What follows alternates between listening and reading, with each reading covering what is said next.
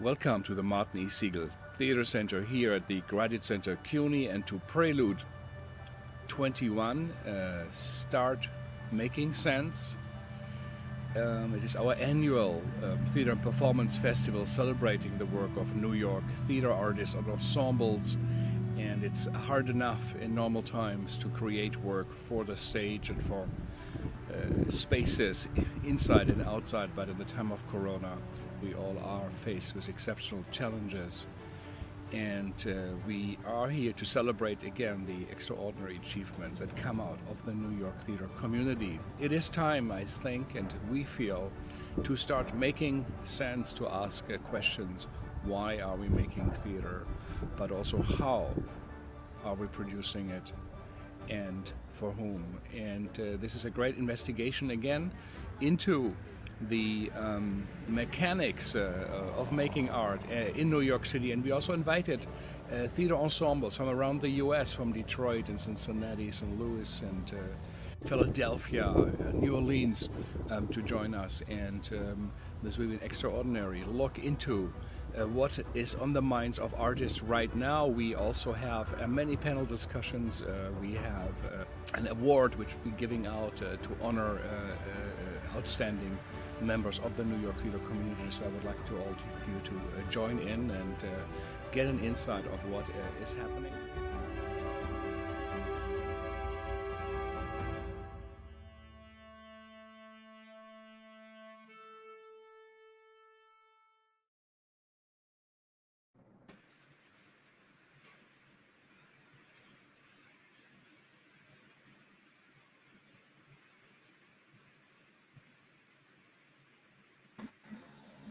Hi, everyone. Thank you so much, Recorded Frank. Always wonderful to see you standing in a gorgeous green field and describing it as the Segal Center, which I think those of us who have worked there, several of us on this screen have done. That is certainly how it feels spiritually. So Prelude for me is a homecoming. I was a curator at Prelude in 2011 and maybe 12 or possibly 10. It's the past, but it is one of the great incubators and sort of, I don't know, you would say like a wonderful little fishbowl where you can see all of the sort of the strangest first best thoughts of the theater makers in our beloved field. So it is a privilege to be here with some of the freshest voices, the newest faces who will be describing that beloved field, inscribing it into the archive, and being the interpreters and critics who will hopefully kind of carry the word forth as the theater emerges from this long and strange period of dormancy and potentiation. So welcome all. The panel that we're doing today is specifically organized around two new groups. The first is Three Views, and the second is the Did They Like It cohort, which is a new body of critics who are writing weekly, even daily, about the work in New York. What I was hoping we could begin with is, because these are new groups, in the case of Three Views, it's a group which is kind of being reborn after the shutdown. I was hoping we could hear from the people who are in them, giving us a little bit of the biography of the institution itself. So first, let's start with Three Views. What is it? Who is it? What is its how is it born, and what sort of position are you hoping that it will fill? So the people who will be answering that for us will be two of the minds behind Three Views, two of its editors, Jose Solis and Sarah Rose Leonard. So let me turn it over to you. Thanks, Helen. Jose, do you want to start? You want me to start? You go ahead, Sarah. Okay. So Jose and I are what we call viewfinders of Three Views, kind of co-editors, but people who are orienting the public towards different points of view on one play. So it's Jose, Brittany, Samuel, and I. Brittany's currently traveling in a car, so she's not here. But the three of us were selected by one of the founding editors, Melissa Crespo, and Sarah Rule and Julia Jordan on behalf of the Lilies, who birthed Three Views.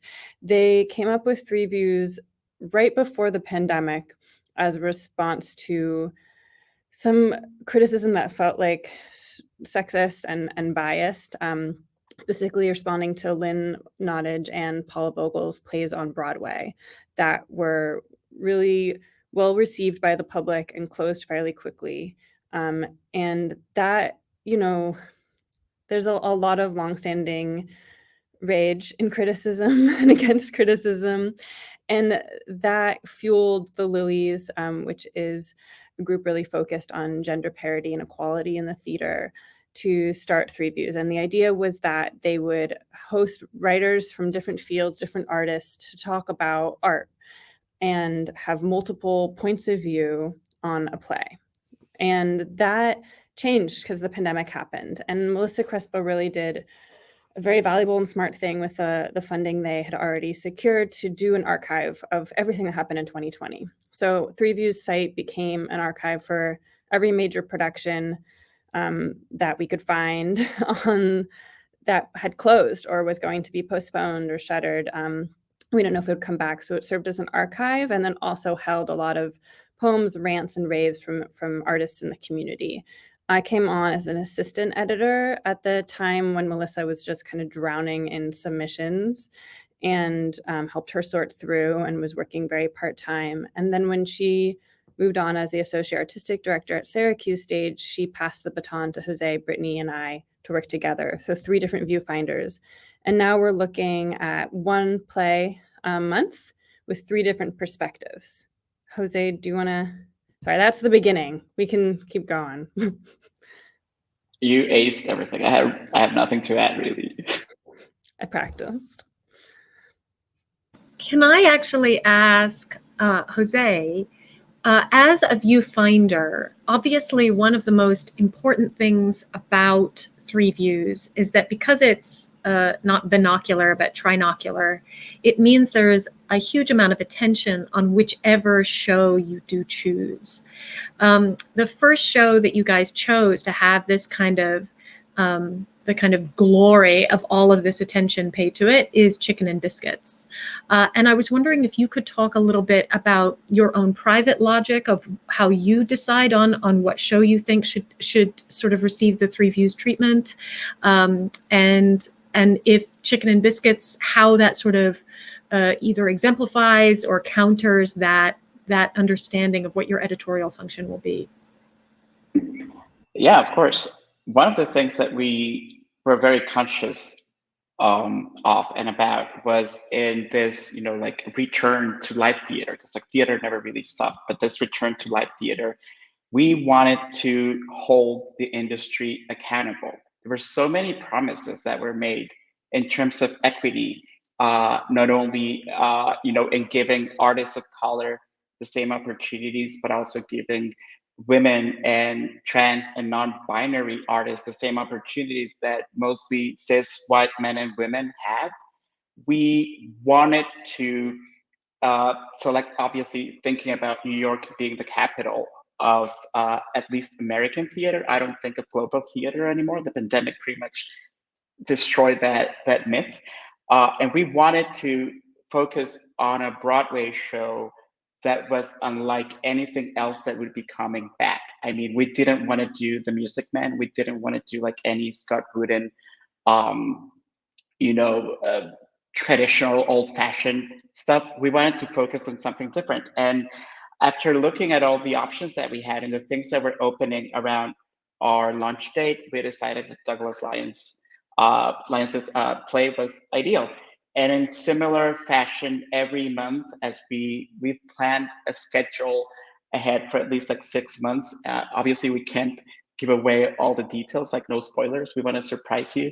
But we have been very careful in selecting the shows because we're also planning on covering regional shows. and shows outside of New York City. So you'll see those when the time happens. But yeah, we are very thorough in our discussions about why do we want to talk about this show? What is the show potentially saying to people right now? And I think we have fun doing that, right, Sarah Rose? Yes, so fun. One of the things that I'm particularly excited about with Three Views is I was at a Taylor Mac production at Joe's Pub just a few nights ago, and in the sort of banter, Taylor mentioned that they were interested in slowing down in a city that does not usually make any space for people to slow down. Literally on the sidewalk, there is not space to slow down. And that Taylor's current project, which is New Songs About Queer People, is actually an effort to kind of stop and look and spend time with something as opposed to sort of reacting to the intensity of the kind of quote unquote New York pace. And I feel that Three Views is the critical version of that kind of slow thinking. The slow food movement comes to criticism, which is that as it sort of unpacks over the month, you keep returning to a show, thinking about it again and again, as opposed to doing what so many of us who are in daily criticism have to do, which is think about something and then immediately sort of etch-a-sketch it out of our minds so that we can think about the next thing on our plates. That's a mixed metaphor. If I were an editor, I would have toggled that in the comments. So now let us switch to the other sort of new critical project. In the email that I sent this group of writers, I said, this is the occasion for a party. If there were just one new critical outlet in the world, how thrilling that is. But instead, we actually have two. So the second one we're turning our attention to is the Did They Like It cohort. And so Juan Michael, I think, was nominated and sort of volunteered to be the person to kind of describe the biography of Did They Like It? Juan Michael. And let's be clear, I pushed everyone out of the way and said, I'll talk about it. So, Did They Like It? Many of us know that Did He Like It was originally devoted to the reviews of Ben Brantley. The idea was that it would aggregate reviews of shows that were going on in New York City, and you would say, if Ben Brantley liked it, it got thumbs up, and who cares what everyone thinks? But then a group of theater lovers contacted Jose because they saw the incredible work he was doing to diversify the field with his BIPOC theater lab, critics lab, and said, hey, we'd like you to be a part of bringing in a bunch of diverse voices that were more than a couple of white guys to say what's what. And our perspective is not so much to say if a show was good or not, but to discuss what its merits were. What was the artist doing? How did it affect the audience? Was the audience represented by what was going on stage? So that if you were seeing a show such as Chicken and Biscuits, and you have a bunch of people who are like, well, I don't think it's funny at all because I don't get it. The people who are reviewing it would say, well, maybe it doesn't appeal to me, but I know that audience was getting their life. And we'll report on that as well as what we thought was going on craftsmanship-wise. We also do aggregate the other reviews, but unique from other aggregate sites, our cohort reviews each production as well. So it's not just what did those critics think, it's also, well, what did we think? And we rotate around and you'll get a fantastic selection of our thoughts. You have Christian, Ran, Beratri, Anna, and me. And I think also Jose. So I know I said I wouldn't do this, but Jose, can you actually describe your relationship to the cohort, how your relationship has changed as the thing has been born? Okay, so my official title, I always forget it because it sounds like very serious, and I'm not a very serious person. It's cohort critic, cohort director, or something like that. Basically, my job was to recruit the team and to put the team together. And I have to say that I feel like whoever it was that put together the Spice Girls, because Anna, Juan Michael, Bedatri, Ron, and Christian are just fantastic. Like I couldn't have dreamed of a better team to be working with. And what I do with them, one of the things that really became very important to me during 2020 and throughout the pandemic has been this notion of community building. Helen, you have mentioned already that critics don't necessarily interact with each other and don't get to talk. And when we bring into the mix critics who aren't white, that's even, that's a whole other story. Like there's no community basically for people for critics from underrepresented communities to have this. So one of my favorite things to do during the pandemic is kind of build on this sense of not only community, but also family. Like I love working with Anna, Juan Michael, Bedatri, Ron, and Christian so much. And one of my favorite things to do with them actually is, besides doing assignments and editing their work, is when we are able to get together and just like talk about the things that we love. So I don't know necessarily, like I don't feel like much of an editor or much of a leader. I just feel very blessed and very lucky to be in their company most of the time. I don't know if that's a very like roundabout answer, but I hope it helps. No, it's very exciting because it's the model of critical community as Salon, which I think that over the years, many of us have talked about the need for a sort of a public intellectual conversation, which is happening sort of Salon style, as opposed to in the sort of adversarial style that it often happens in sort of critical writing. So it is exciting to know that that is happening in the Did They Like It cohort. Speaking of Did They Like It cohort, could we go around and could each of you just introduce yourself, and could you also talk about a show that you have seen recently that you did not write about, but that you wanted to write about? It doesn't need to be theater, if that's, because I know we're only just coming back. But so at the top of my screen is Anna. So if we can start with you and then go, and each of you, because this is like a little chance to get a little capsule review from each of you. What have you seen? What has been kind of moving and stirring and changing you in the last week? Okay, so tell us who you are and what you've seen, Anna. All right. Well, my name is Anna. Lovely to see everyone. So I recently saw Chicken and Biscuits, and I did not write about it, but boy, did I want to. I went with my best friend who just came to visit New York, and I was sitting next to her the whole time watching this, and it was really hard not to get emotional from the show and her, because every 2 minutes she was like, "This is my family. This is the first time I'm sitting." She's like, "That, I swear to God, I'm not lying. That is my family." And it was such a beautiful journey to be able to be there with her and celebrate it with her. And yeah, I really wish I could have just written about that experience. And it's a great show. I love it. And yeah, Chicken and Biscuits. It's mine. Juan Michael. So, because I am the pretentious person here, I wish that I had covered Fire Shut Up in My Bones, the opera. Camille Brown, wow, just Camille Brown. And the music, the story, and bringing step and just Black culture to the Met.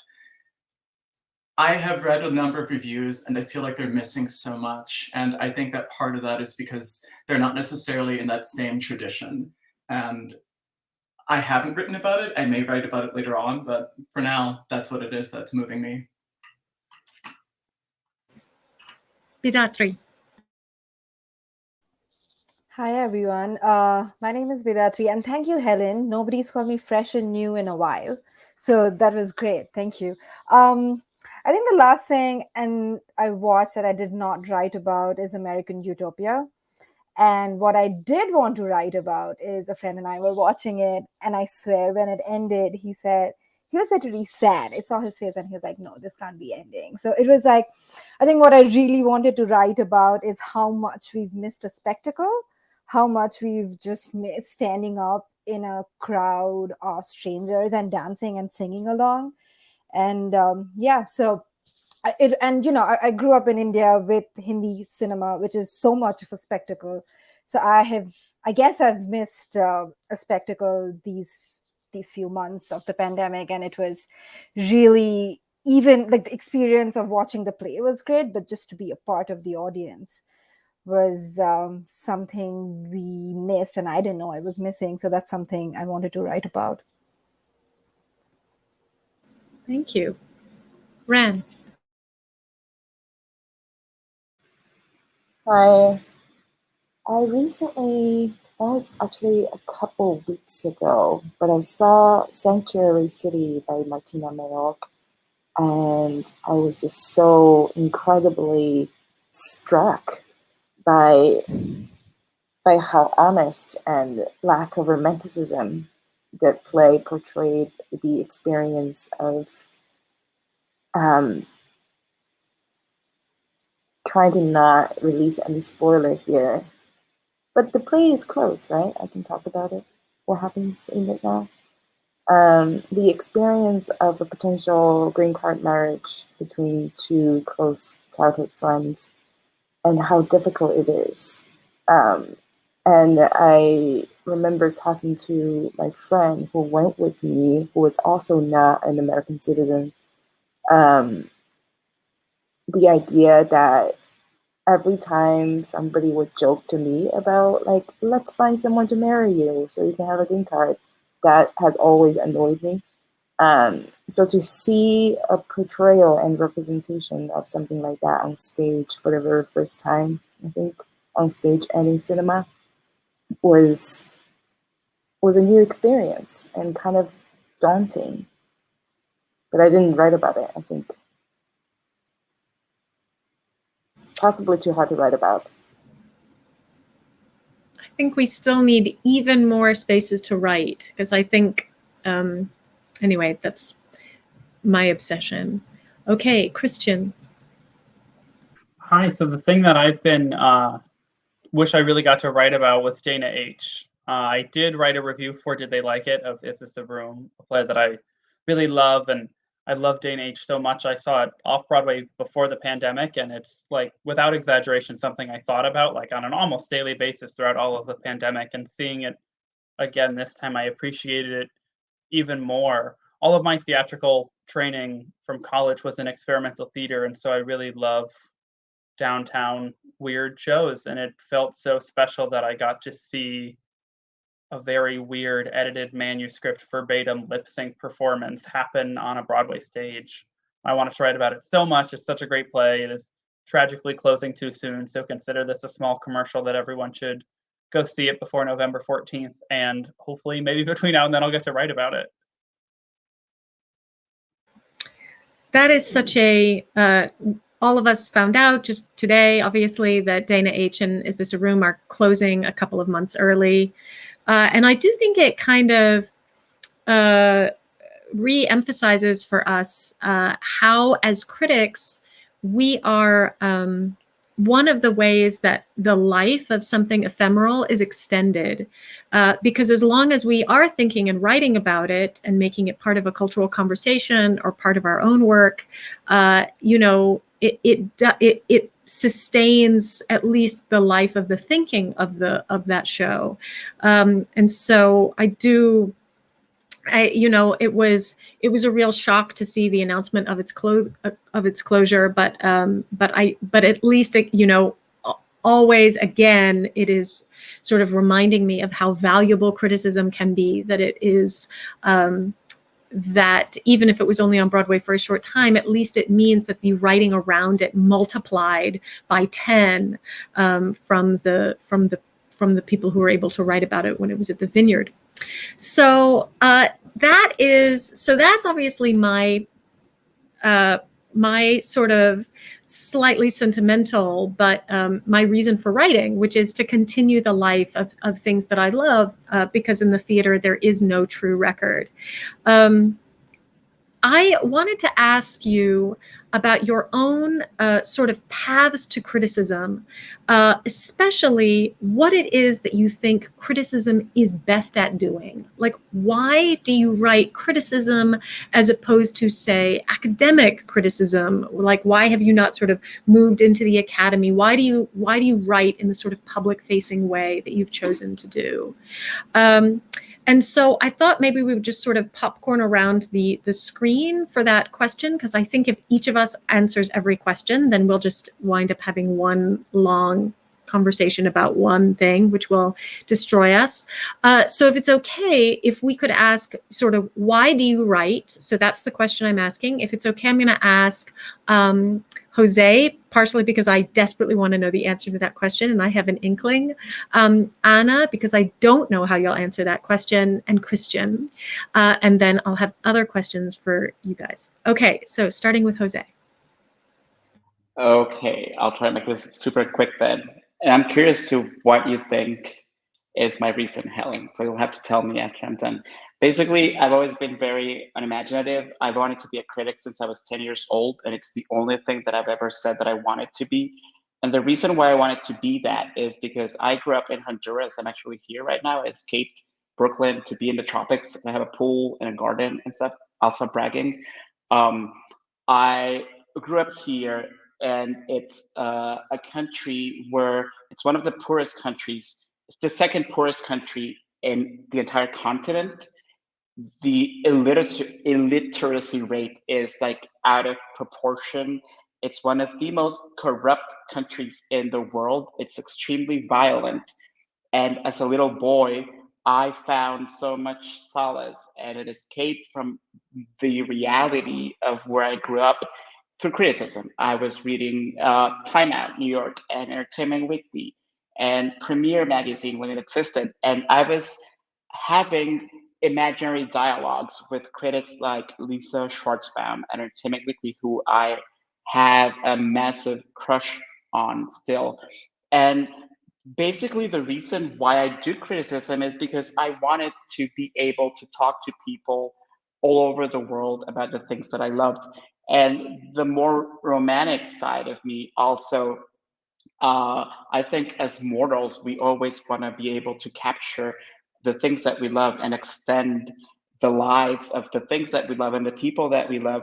And I figured that through criticism and through writing what I loved and what I didn't like, what I didn't get, what I didn't understand sometimes about specific art pieces, I almost have this like really strange, like book, tons of bookshelves in my brain somewhere with like tiny jars with like little lights that's almost capturing the lightning of everything that I've seen, everything that I've experienced, and everything that I've loved, and everything that I haven't loved. But they're all here stored somewhere. And there's this like combination of me like storing those memories, and also through my writing wanting to do something like a spell book. Like I want someone in the future to be able to read what I wrote and just for like a tiny instant to feel what I felt experiencing that. So it's kind of like, I'm not a huge like Harry Potter person. Like I shouldn't even say Harry Potter right now, too late. But it's like my criticism to me are my spells, so to speak. Anna. I love that, I just had to say. That was beautiful, Jose. And I guess the simplest answer to this, I write for my mother. You know, I write for my sister. I am an actor, I'm a director, and I love film and I love theater, and I would come back and talk to my sister or my mom about it, and they get things when I talk to them. You know, they're very intelligent people, but sometimes criticism is written in a way where not everyone can understand it. You know, it's delivered to you in this way, and you're like, oh, well, then I don't get that. I don't want to spend time. Then maybe I don't know. No, you do know. You do know. We all know.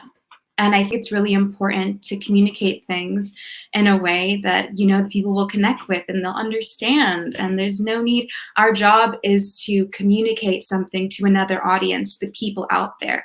And if the people don't understand, well, then who's going to read? Who's going to learn about these amazing shows? So, yeah, that's why I write criticism so so my sister and I can talk about it in the Heights, and we can just go nuts together. Kristen. Helen, I love the way that you framed this question of like, why do you do this and not like academic criticism? And I think you probably chose me to answer this because you know where I'm going to go with this. But in addition to being a critic, I am also part of the academy, and I'm doing my PhD here at the Graduate Center, where I'm pretending we are right now. And I have written theater criticism in academic journals, and I've done it on websites, and I've done it on blogs, and I feel like I'm trying to juggle all of those, and I like all of the different doing things for different audiences and different styles because it lets you do different things. I generally get really fed up with the elitism of academic writing, which is why I prefer to write my theater journalism on websites instead of in journals, but I do like doing both. But in general, I feel like I have three competing things when I'm writing a review that I try to juggle. One of them is thinking about myself, like you often talk about, Helen, like as a historian, that like I'm trying to write something into existence. Like I think that if I'm trying to make this into a beautiful metaphor like Jose did, I can think about myself as like a footnote in a history book somewhere. Or like the first time I saw myself on a play's Wikipedia article, I was like, oh wow, like maybe I did something, and we'll be like, this is how people think about this show now. But I also have a lot of training as a dramaturg, and so a lot of I am thinking like critically and academically, intellectually, dramaturgically about what a show is doing and how a show is doing it. But also much like Anna, I write for like the everyday people. I'm from Connecticut, and I grew up with my mom bringing me to matinees, and so much of the audience is not the like New York elite people who see revivals of plays, but it's like moms from Connecticut and New Jersey and upstate and Pennsylvania that like want to take their kids on a train to see a show. So I like want my criticism to be something that like those people can read and understand and help them decide like, oh, this is a show I should really go see. This is like cool, fun art doing something good, or like, oh, this may be problematic or not good or too intellectual or not interesting. I'm not going to like that. So I try to get all three things together, and sometimes it works better than others, but those are like my three goals when I'm writing criticism. So my question for Juan Michael and Ran and Bidatri is actually a little bit more about moving from one kind of writing into another, because I know that all three of you are multitaskers, multivalent. You're people who have, in Juan Michael's case, a deep interest in dance. In Bidatri's case, a deep interest in documentary and film. In Rand's case, I know you make pieces, and so you're accustomed to kind of the sort of the creative process as the maker, as opposed to the sort of the analyzer. And what I am curious about is that all of you have also done programs, the O'Neill, the BIPOC Critics Lab. You've had the experience of being edited, which for me at least is always an education. Every time I get edited, I'm like, oh, yes, I do overuse the semicolon. Thank you. And so I'm wondering about that practice that you have undergone of moving from one kind of writing to another, and how your teachers, your editors, your salon compatriots have taught you something which you have recognized as, I am changing my writing in order to meet this new thing, which is to write public-facing theater criticism. If it's okay, we'll start with Juan Michael. Sure. So I actually started as a dance critic, but even before that, I was a playwright. I wrote a play called Horrorworks about a sex worker and toured around the world in it. And I did that because someone asked me to write it. And similarly with dance criticism, I started writing it because people said, you have a lot of opinions. You think the other critics are idiots. Perhaps you should write instead. And I said, no, I can't. Okay, fine, I will. And I came into theater criticism because the theater publicists kept asking me to write about it.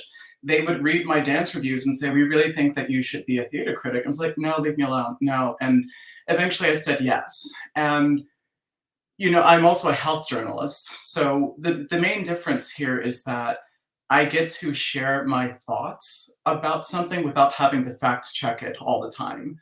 Writing about HIV, which I'm also living with, there's a huge responsibility to make sure that you get the knowledge right.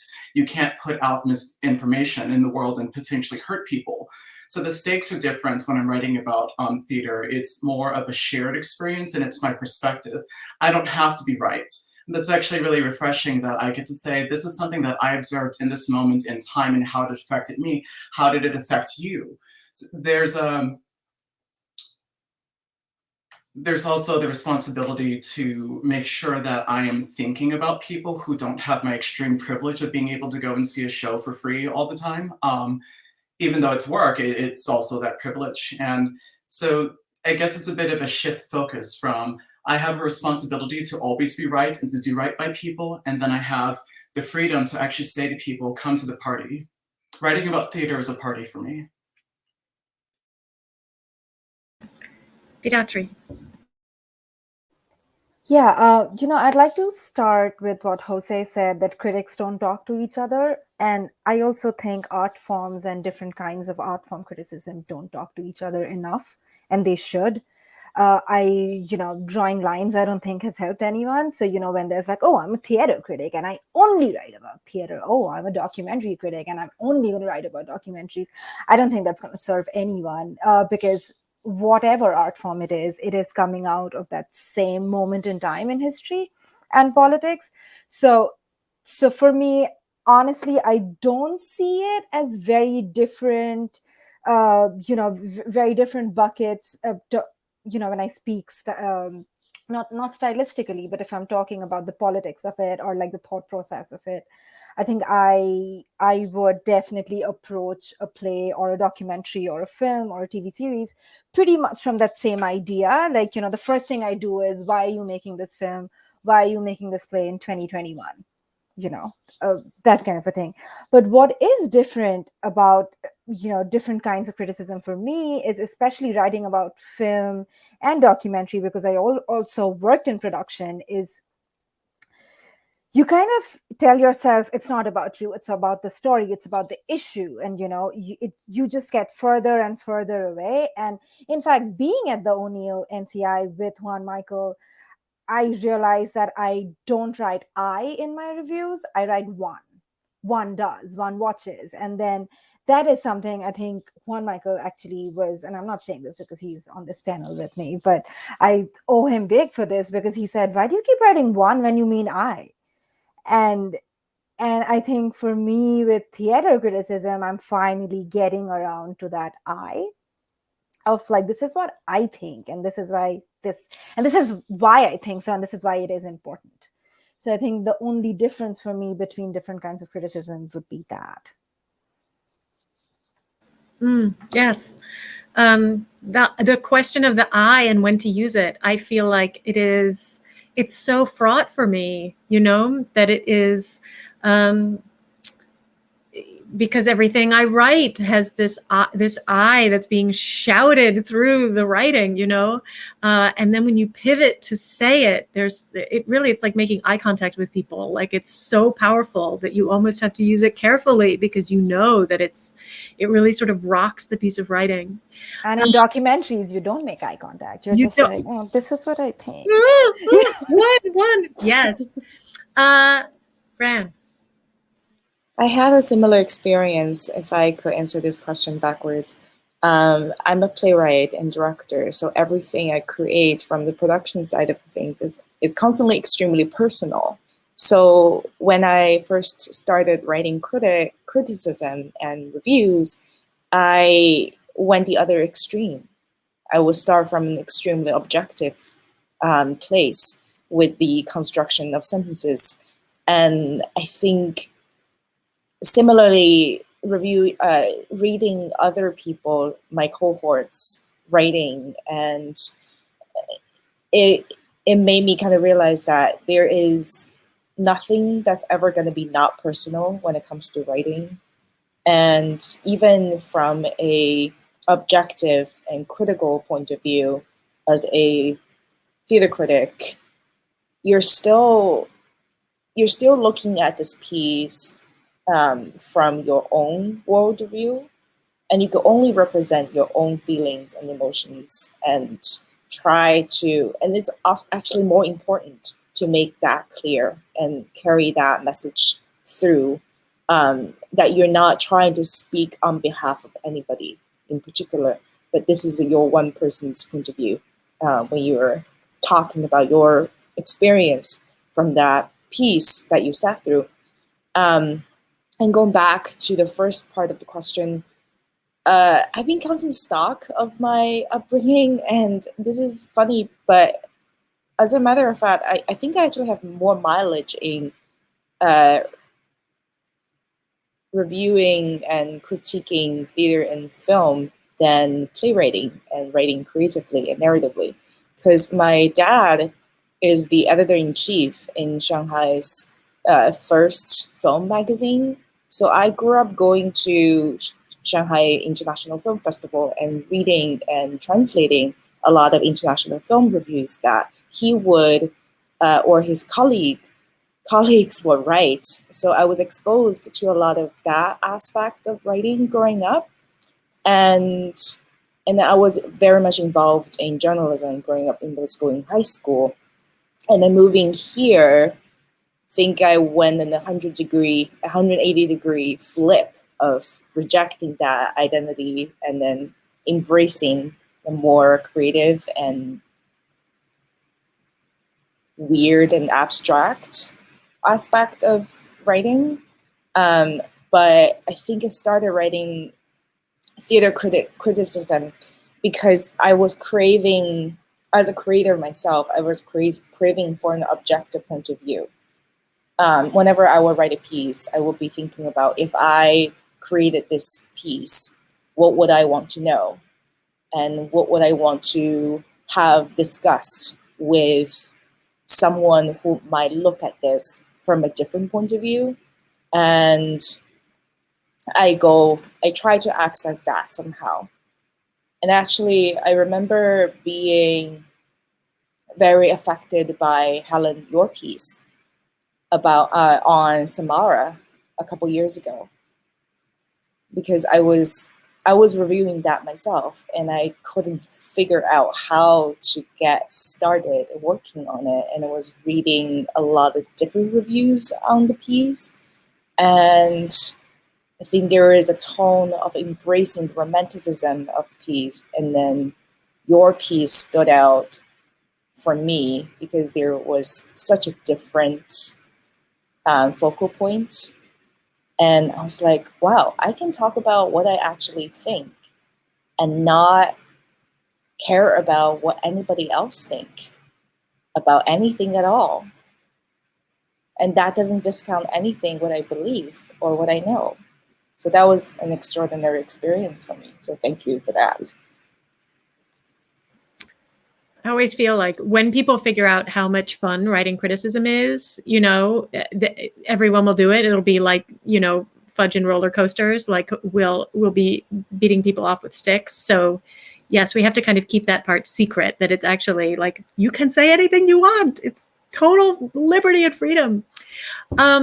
So one of the things that I emailed this group about before we started the discussion was that I am very curious about thank you, Rand, for actually getting us to this question, is other pieces that you've read that either kind of lodge in your minds and sit there and have conversations with you, either because you wildly disagree with them or because you are passionately moved by them. When you were saying, Bidatri, that it's frustrating that we try to silo these different kind of types of performance and types of criticism. For instance, some of the voices in my head are like Peter Sheldall writing about fine arts in the New Yorker, who you would think would have nothing to do with all of this crazy moving stuff on stage. But actually, I think the way that he assigns moral value to image is something that has really been powerful for me in my own journey as a critic. So Sarah Rose, now you are, I know because we share this, a dramaturg, as well as a maker, as well as a literary director, as well as a creative producer. Your who there's not even enough room on the table for all of the pies that you have fingers in. But when it comes to criticism, which I know you read widely in criticism, could you tell us a piece or pieces that have been important to you, either as kind of co-adventurers or as enemies? And then I would also ask that question of, let's ask Christian and Anna that same question. So Sarah Rose, can you start us off? For sure. Okay, so I'm embarrassed. I never know how to say this critic's name from the New Yorker, Joan Asochella. Anyway, yeah, thank you. I knew Helen would know. Okay, I've never met her, obviously, because I can't say her name. Okay, she has a piece that I highly recommend for everyone called Naked Nordics that currently hangs in my bathroom. That is just a fierce and intelligent takedown of a nude Scandinavian dance piece. Juan Michael, I really think you'd enjoy. And it's like, it's just delightful. Like, it's fun to read. You want to read it. It doesn't feel mean. It feels informed. It feels like the things that she doesn't know, she's orienting you towards what she doesn't know. And so it feels generous, even though she's writing a takedown. Like, she hated it. But she also was like, well, I never saw everyone's butthole before, and I did. That was cool. You know, and you're just like, oh, wow, okay, maybe that could be, you know, like, it gets you thinking about where you are in your own taste because she orients you so directly to hers. And I also just have to say I love everything Wesley Morris writes, but especially his piece about the culture wars that came out a few years ago. Just one of those writers who brings in, who can, you know, it's like someone you can tell is super well read and sees things and is one of those absorbers of the world, but isn't an ass about it. I've just said that twice. So I just think he's one of those people who's not kind of casually referencing stuff, but he's like, I'm bringing this thing I saw or read in for a reason. It's because of this. And it's everything from highbrow to lowbrow. So yeah, those are some of my faves. Yeah. Excellent. Thank you. Anna.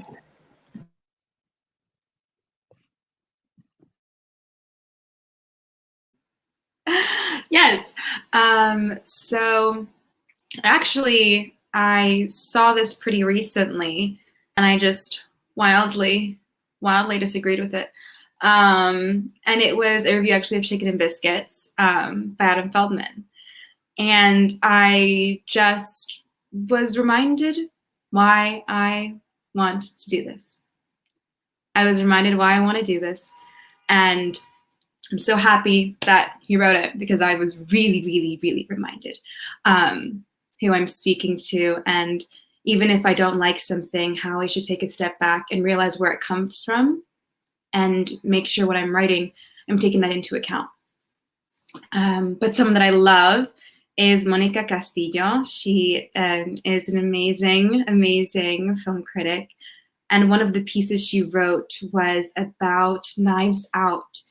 And I couldn't, when I saw Knives Out, I was like, something's not sitting right with me about this, but I don't really know what it is because everyone around me was loving it. So I was like, maybe I'm wrong, maybe, you know. But then I read Monica's piece and I was like, oh yeah, that's why it's not sitting right with me. That makes total sense. And it's brilliant when you have more diverse storytellers and writers because sometimes you don't feel strong enough to voice your opinion because you think that it's incorrect. But when you have someone putting words out there that you realize, oh, my voice is heard, my voice is correct, it gives voices to young people like me and hopefully more young authors and writers that'll feel brave enough to put their opinions out there because they're valid, just like everyone else's. So, yeah.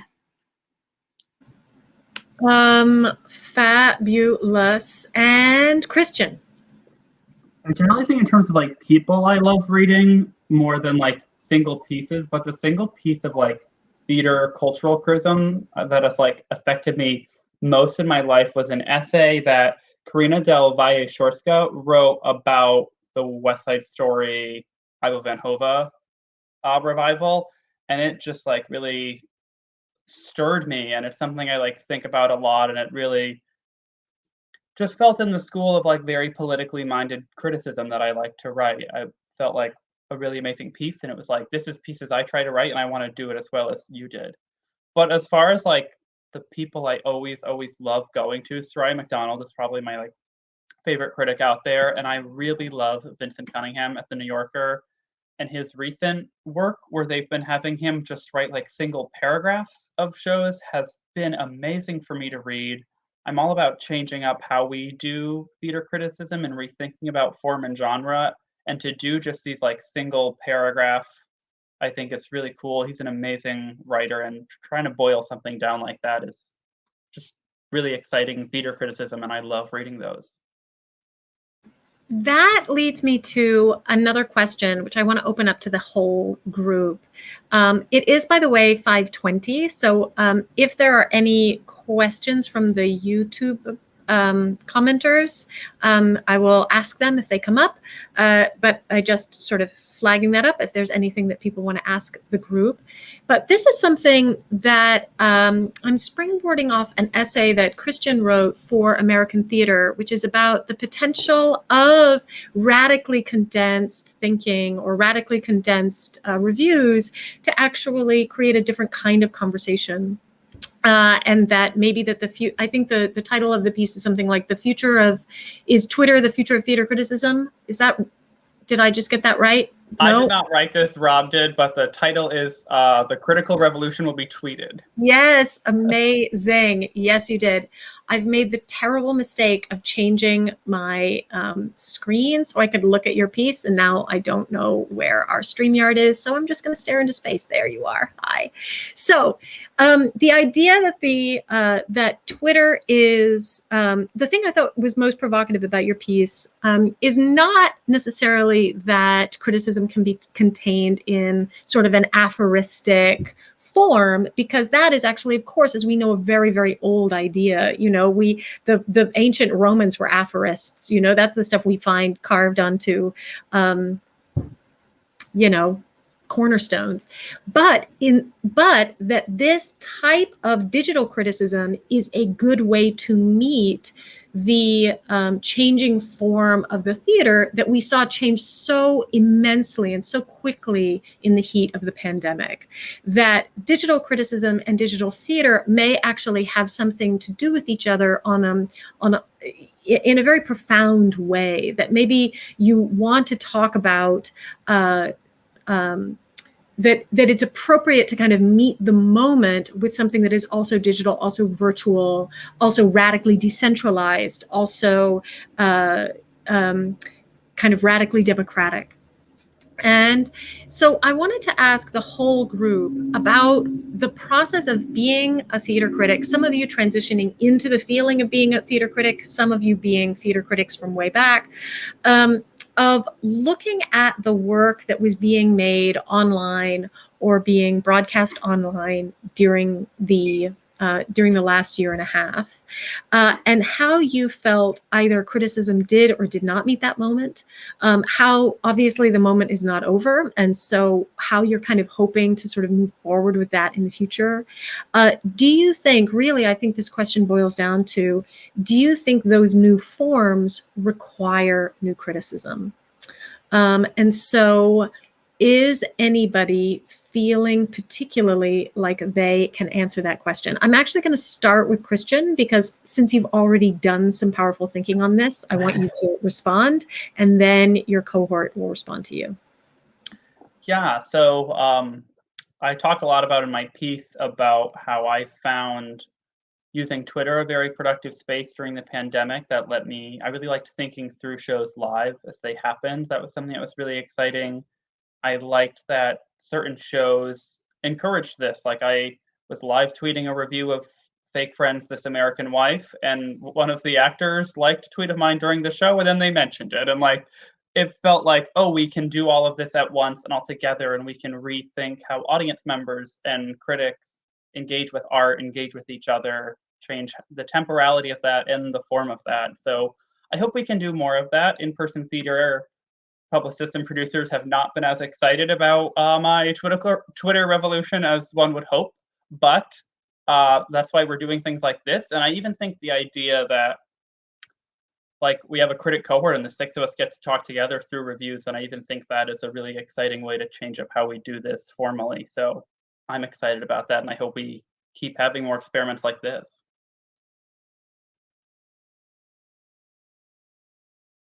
I'll jump in.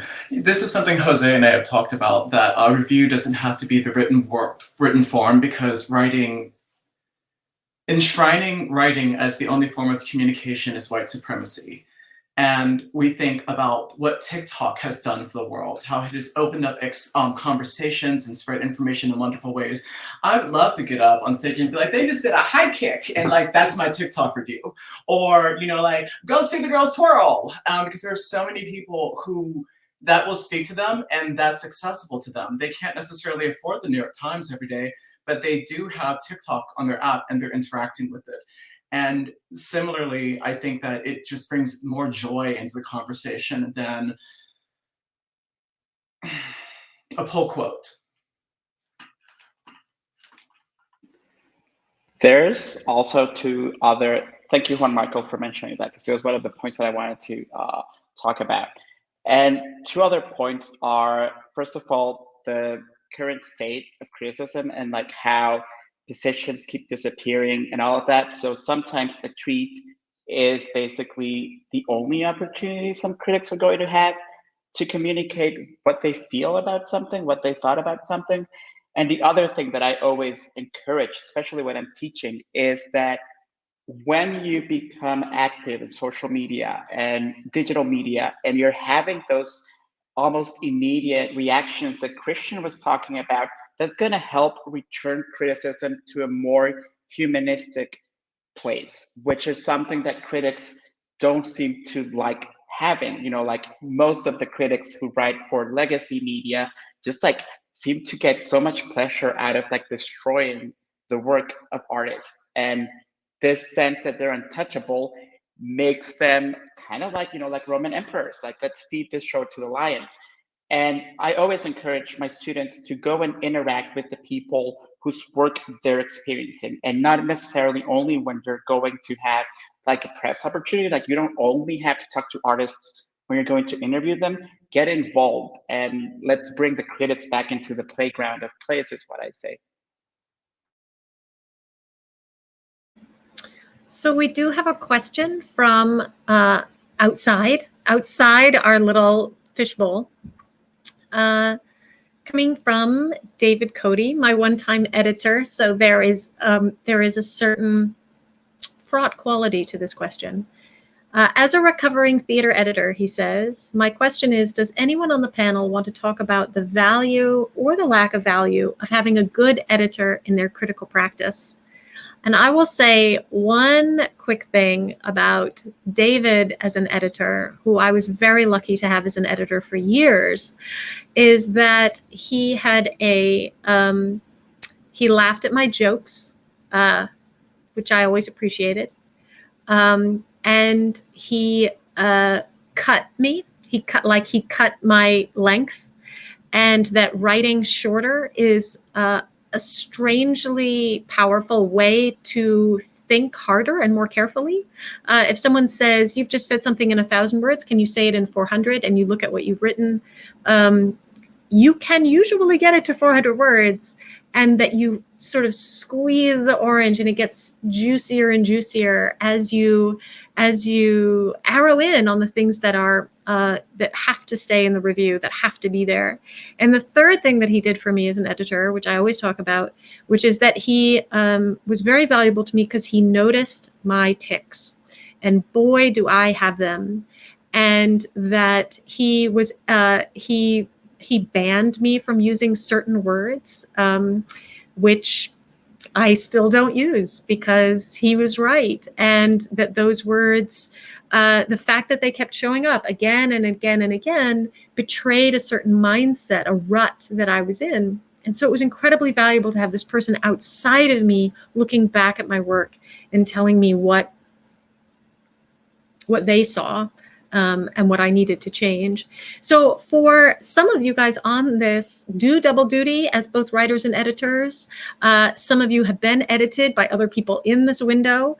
Can you talk a little bit about the value of the editing that you have had and any of the lessons that you've learned from being edited?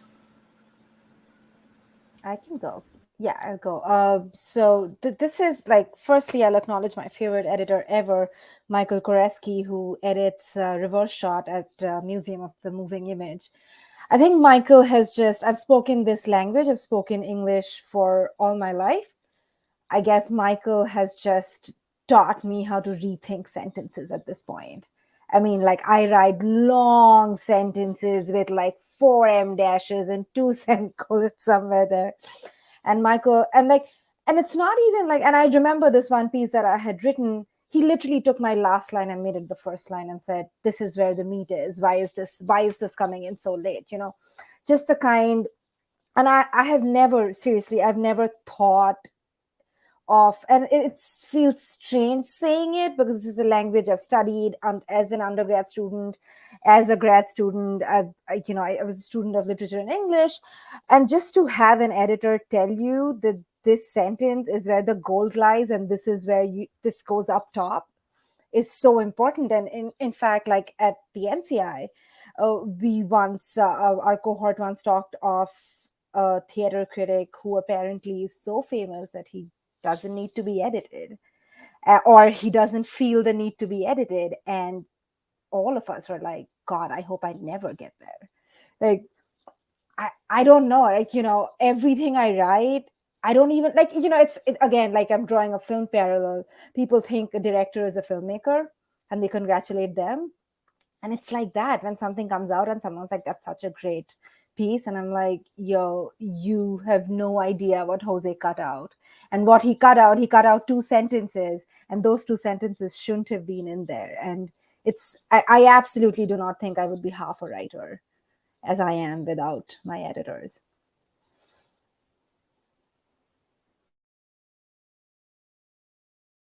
So we are at 5:30. And so what I would love for us to do as our closing gesture is I would love for us to just raise a glass to these 2 new, unbelievably valuable, much awaited new projects, which the thing that breaks criticism, and I think that everybody on this panel agrees with this, is the thing that makes criticism bad, although I never think criticism is bad, but the thing that makes criticism bad is when there's a single voice. Whenever there is one critic, there is the potential for damage and misunderstanding. And that good criticism is many critics writing, reading each other, being read by the community, being paid to write, moving as Christian does in and out of the academy, moving as Bidatri does in and out of film, moving as Sarah does in and out of producing and dramaturgy and criticism and editing, moving as Jose does back and forth between 3 views and the Did They Like It cohort. It's the way forward, and it's the way to heal criticism, is to just welcome as many possible voices, as many hands on keyboards as we can get into the room, as we can read together and discuss together. So when I say that I'm so happy that these 2 new projects are up and running and really running, like so much has already been written. One of the things I didn't get to in this time is I have all your reviews printed out and I had my favorite paragraphs highlighted. I mean, come on. When Rand talks about Dana H sitting in her own private hell, that stuff is golden. When we look at, on Michael, where you talk about with disappointment, more in sorrow than in anger about the Lehman Brothers. It's so it's the slice of a sharpened scalpel because it hurts you to write it as much as it hurts us to read it. When I look, oh, Christian, look how beautiful your work is about the theatricality of interrogation in Is This a Room? Please, if you haven't read Christian on Is This a Room, get out there, get Googling. And Bidatri, there is too much to say. I wrote about Lackawanna Blues right before you did, and you caught so many things that I missed. It was really delicious to read you and to see how you wrote to the heart of the issue by finding out that this was a piece that was written in tribute to a specific woman, and that by going to Lackawanna Blues, we were able to pay tribute to too many women who were gone and forgotten. It has been such a joy reading all of you, so thank you all. Let's raise a glass. You better have glasses. I told you in advance. Raise your glasses, unmute yourselves, and toast with me to the success of 3 views and Did They Like It cohort and more criticism. So to more criticism. To more criticism. Thanks, Helen. Okay. All right. That is our night. Go watch shows, as many as you can. And I will see you all at the theater. Thank you, Helen.